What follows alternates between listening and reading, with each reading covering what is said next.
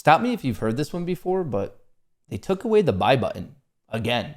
In late January of 2021, this is exactly what happened with GME, AMC, Note, BB, everything related there. Unfortunately, it happened again, this time with Redbox, ticker symbol RDBX, but there are some nuances, with the main one being you can still trade the stock, but no longer options. No calls, no puts, and for good reason, it's causing a lot of confusion, and it's getting a lot of people to say, what gives? Because this thing was on a tear. In the past 3 to 4 weeks, at least as I'm filming this in mid-June, it was up 500%. A lot of people were happy because a lot of people were making a lot of money, and now it's what in the world's going on? So I decided to call TD Ameritrade, where this was first noticed that you can no longer get options. In the video you're about to watch, it's 2 different phone calls because of some craziness that happened. You're going to hear the reasoning of the first TD Ameritrade rep, who's a very nice guy. His name is Matt. I think it's a great name. And then I was seeing the reasoning from Webull, which was wildly different. So I decided to call TD Ameritrade back to see what they said about Webull's reasoning. And that's where everything got completely confused, completely convoluted. And I'm going to put both of those calls together. But that's why in the middle of this, there's 2 different calls going on. And I'll also show you Webull's reasoning in the meantime. This entire thing is nuts, and I'm just doing all this to hopefully give you a little bit of clarity. But as you're going to see at the very end of the video, there is one obvious source that we should be getting to figure out what in the world is going on with Redbox options. I hope you enjoy. Thanks for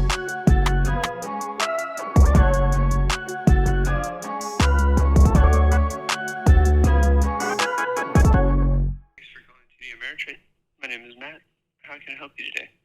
Hi, my name is Matt. I have a quick question, but I guess before we get into that, is it okay if I record this just so I have it for future use? Sure. All right, awesome. Thank you. So I was on Twitter and I've been following what's kind of going on about Redbox, ticker symbol RDBX, and I saw that you guys had a response to that, and it looks like not only TD Ameritrade, but many other brokers are stopping the options trading on that.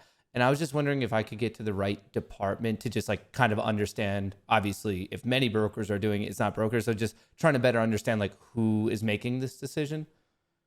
So this is actually coming down from the exchange. Like the exchange has put in the restriction because these options would go non-standard and become illiquid. Okay, so I guess what exchange is sending that down to all the brokers? Let's see, so the options are going to trade on the CBOE. So it's going to come from them, and then also whatever Redbox is on NASDAQ. But yeah, so it's going to be the NASDAQ and the CBOE and the other exchanges on which the options are going to trade. They're the ones that allow the trading of them, and they're putting on closing only restrictions. Okay, so basically all of these exchanges sent the closing only to all of the brokers. Yes. Okay, and you were saying they were non-standard. So they will be so whenever there's any kind of corporate action, spin-off or merger or whatever, it creates these non-standard options that just decrease the liquidity in the option because people don't typically want to trade something that doesn't have the standard 100-share delivery. So in this case, we don't know when the buyout is coming, but because there is a pending buyout, it's going to cause the options to go non-standard, and so the exchange has said they want to place the closing-only restriction on them. Okay, so would it be right to say that because RDBX is going to be acquired, but the date's unknown, obviously you can't have expiration dates that exceed the acquisition date, and because it's not known, they just decided to kind of close them all up, all calls, all puts, and all the exchanges sent that to the broker. Am I getting that right? Yeah, that's part of it. The fact it's just with non-standard options, they're a little bit different every time, so we don't know what exactly will be needed for them. So I'm not sure what exactly spurred the exchange to do it in this case, but it's what they've told us is pending their buyout.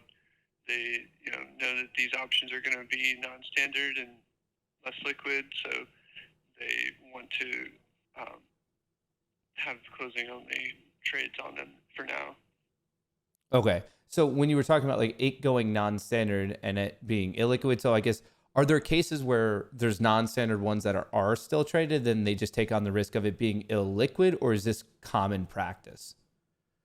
Yeah, so I mean, there's definitely cases where, we as a firm, we have a policy of no opening trades on non-standard options because of their illiquidity and because we don't want clients not realizing what they're buying and getting into a non-standard option by mistake, thinking that they're just buying a normal 100-share option. So we have a policy in place to not allow opening trades on non-standards because of that, because they are typically illiquid.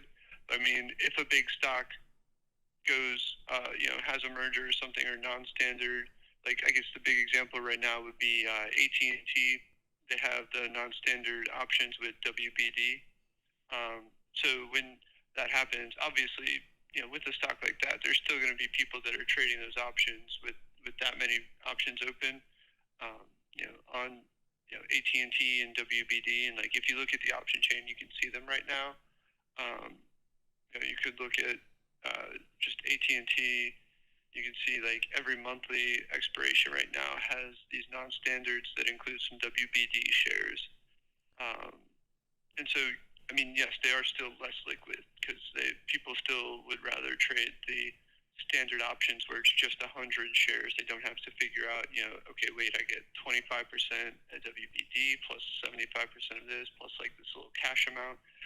People are still going to prefer the standard options once they come out. So the WBD ones, the non-standard ones, do trade a whole lot less and are a whole lot less liquid. But I mean, they are still AT&T options. There is still something of a market for them, even if it's way less. But even still, you'll still see like a whole lot less volume.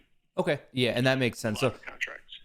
Sorry for interrupting you. So I guess my final question would be, obviously a contract, it's always representing 100 shares, and I appreciate that example of it. In this example, do you know what's going on what is the non-standard part of Redbox right now, if it's not just 100 shares? That's exactly. So that's the thing. We have no idea right now. We don't know what it's going to be when they do the buyout. I think probably what's spurring the exchange is they don't know. But they haven't even said when the date's going to be, so it's hard to say. If I'm a little bit confused then, because if no one knows, wouldn't the current ones just be standard then? How could they be non-standard? Yeah. So the current ones are standard. So what we don't want as a firm is people getting into standard options and then not knowing about them. But even more so, the exchange has said that they don't want that with this level. So. Oh wait, they don't want what? They don't. Exactly the difference was. They would just transform into non-standard. Yeah, that's what happens. The people who have the WBD options now for AT&T, they had just normal standard AT&T options before they announced their. I think it was a spinoff. That would make sense. Yeah, that would have been a spinoff. Oh, so, okay. Gotcha. So is it right to say that if you have an RDBX call or put, right now they are standard, but eventually some sort of business deal is going to be made and they will become non-standard, and then the exchanges didn't, I guess, want to deal with that confusion or whatever's not going to happen. So then they all sent, I guess, the orders to you guys to only do closing. Is that right? Yeah. Gotcha. All right. Well, I think that clears it up. I appreciate it. That's definitely a fascinating thing. I don't know if I've really seen this play out before, but I do appreciate your time. Thank you so much. Yeah, I'm glad I could help you out, Matt. All right. Have a good one. Bye. Thank you for calling TD America Trade Desk. My name is Daniel. Can I have your first and last name, please? Hi, Daniel. My name is Matt. Before we get rocking, is it cool if I record this? Absolutely. Go ahead. Awesome. Thank you. So very, very quick question for you, and it's not about a position that's currently in my account. I'm just a little bit confused about something that's going on in the world of options. And the particular option I'm talking about is Redbox, ticker symbol RDBX.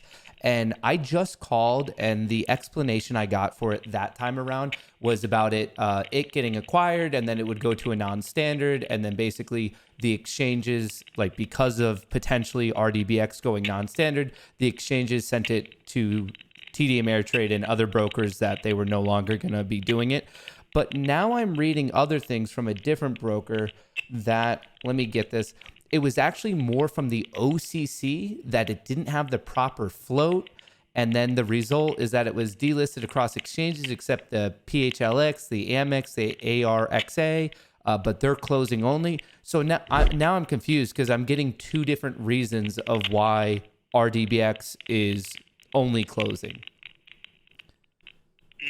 Well, the news, I heard about RDBX where it is right now through TD Ameritrade is closing only because of a pending upcoming buyout. And since the date is to be decided, then which will cause the option to go non-standard, as you say. And then there's a restriction in place from our company that you can only close the option so far, but you can still exercise it. And those instructions, they do come from the OCC too, where this is not a TD Ameritrade business decision. It's more like a market-wide, the restriction is placed on the exchange level. So you definitely know more than me on this one, but that is the news that we have, and that's the news that we usually read out to our clients. Yeah, but from a different broker, they're saying that one of the requirements to list options is the total number of shares available to the public. And apparently the NASDAQ was using a third-party vendor, and they inappropriately or incorrectly, erroneously, whatever you want to call it, calculated that. And then I guess the OCC alerted the NASDAQ about the proper float. And because of that, they are not, options are no longer available. So that's what I'm confused is one broker is saying this is exclusively because of an improper calculation in the float, so options aren't allowed. But then you guys are saying it's because of the acquisition and it'll go to non-standard, and basically the exchanges don't want to deal with that. So is it coming from the exchanges or is it coming from the OCC and it's related to the float? Because these are two very different reasonings. And this is something that I cannot comment on because I really don't know about that. Because on our end, this is what we have to tell. This is the concrete information that we get from our order room, that this is not a business decision. This is, as you said, it's by the OCC. Yeah, I agree that it's from the OCC. I don't think it's coming from any exchange at all, not just TD Ameritrade. What I'm confused is actually what is the OCC's issue? Is it the non-standard thing that exchanges don't want to deal with, or is it that they don't have the float? Non-standard is not something that we don't want to deal with. It's more like it needs to be settled. They need to have clear instructions to the brokerage saying that the old options for RDBX is going to non-standard moving forward, and this will be the new instructions on what to do upon conversion. Then brokerages will start trading them. So in regards to what you found out from what other brokerage say, I don't have any information on that. Okay, so at TD Ameritrade, you haven't heard anything about the public float not being big enough? Not at this point, correct. Okay, well, I appreciate that clarification. Have a good one. Yeah, have a good one, sir. Bye. Well, this thing got confusing. At first, I had called TD Ameritrade, and it was exclusively the non-standard of hey, they need to understand what's going on and how to properly do the new options. And this is more on the exchange side. And then obviously the brokers are just the brokers of the deals. And in this case, obviously RDBX calls and puts.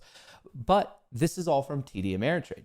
People were pointing out how at other brokers, and what I had read about was actually just at Webull, they were using the excuse of, wait, there's just not enough public float. So at this moment in time, these are the two different reasons. And one is not confirming. The two brokers have two different reasons, which just makes the entire conversation that more convoluted, that more complex. And it seems like at this point, the real answer is for talking to someone at the OCC. So I hope you enjoyed this video, and what I'm going to do is see if I could somehow get a contact at the OCC, the Options Clearing Corp, to get actually a real, true, solidified answer for why we cannot trade RDBX calls and or puts. Hope you enjoyed the video. I'll catch you in the next one.